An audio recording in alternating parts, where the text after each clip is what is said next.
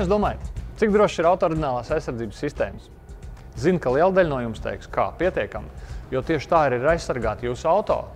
Un tāpat domās gan Toyotas, gan Volkswagen, gan Audi, gan BMW, Volvo, Hondas un citu auto īpašnieki, neskatoties uz to, ka tie ir joprojām zaktākie automobīļi Latvijā 2015. gadā.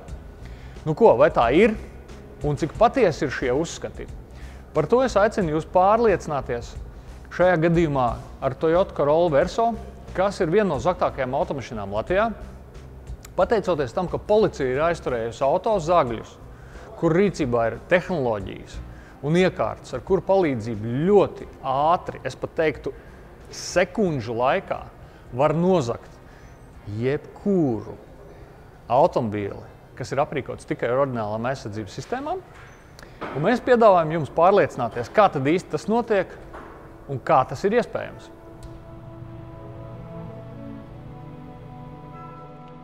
Šajā gadījumā cilvēks ir bruņojies ar aizdedzes atslēgu, kura neder šim konkrētajam automobilim, proti nevar iedarbināt dzinēju, tātad ir mēģinājums to izdarīt, tas neizdodas.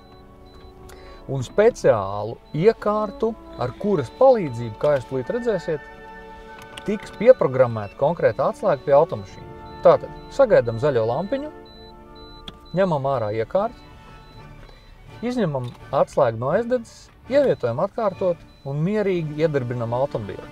Tas nozīmē, ka pilnīgi mierīgi, neskrienot un nesteidzoties, auto ir nozagts mazāk kā 30 sekundēs. Šajā gadījumā tas aizņem mazāk kā 30 sekundes, lai neutralizētu oriģinālās aizsardzības sistēmas, nozagt auto bez jūsu atslēgām.